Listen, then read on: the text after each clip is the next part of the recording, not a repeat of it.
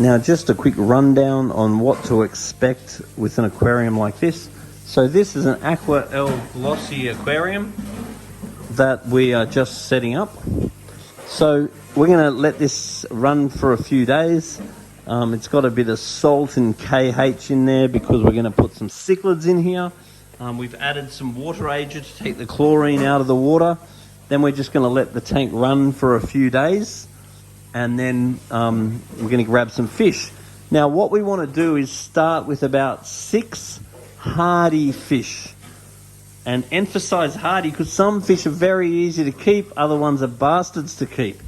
So you want to get fish that are easy to keep, and they want good, friendly boss fish. Because this is going to be a cichlid aquarium.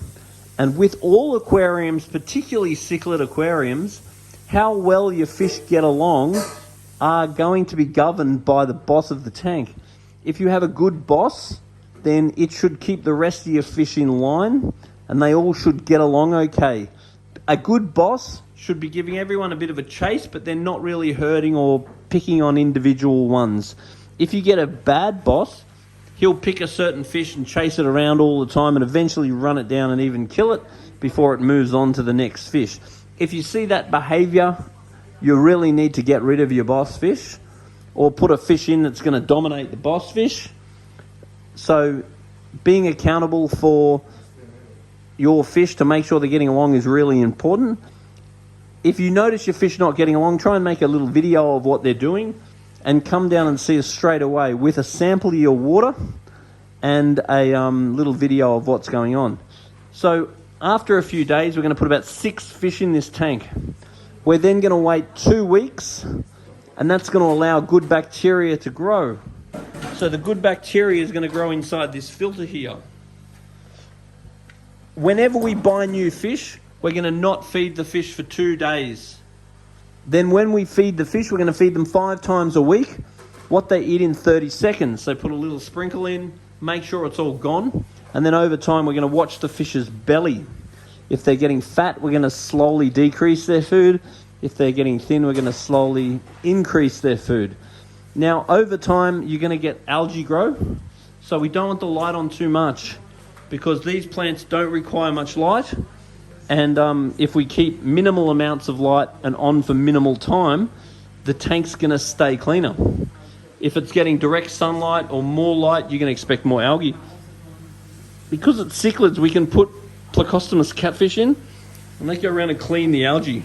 So getting some plecos is a really good idea, and getting some digging fish like Rostratus or something that's going to dig in the gravel is good too for making sure that the gravel doesn't get too dirty.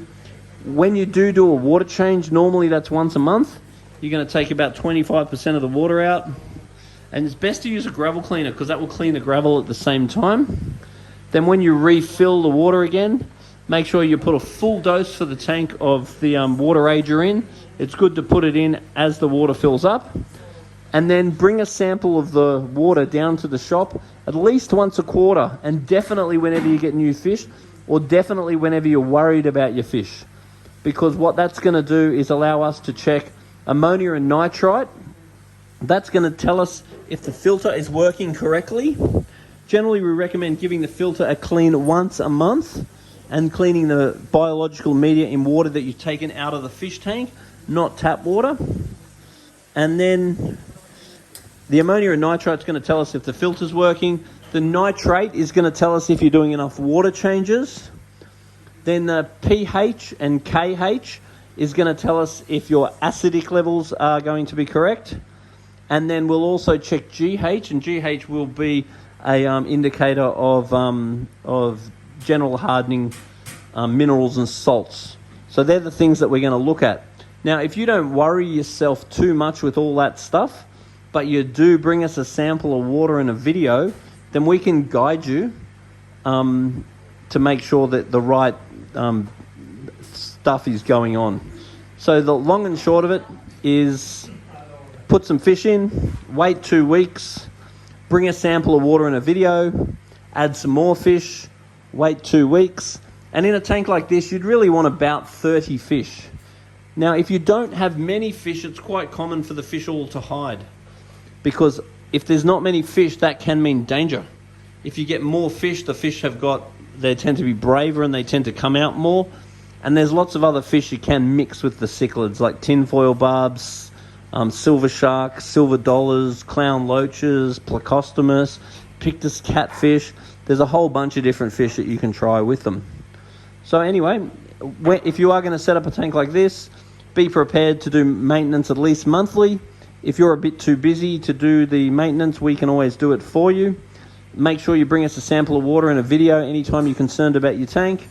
Definitely bring a sample of water and a video anytime you get new fish, and definitely if you get any sorts of problems. So if anything's going on in the tank that doesn't look about right, bring us a sample of water and a video down to the shop so we can guide you in the right direction.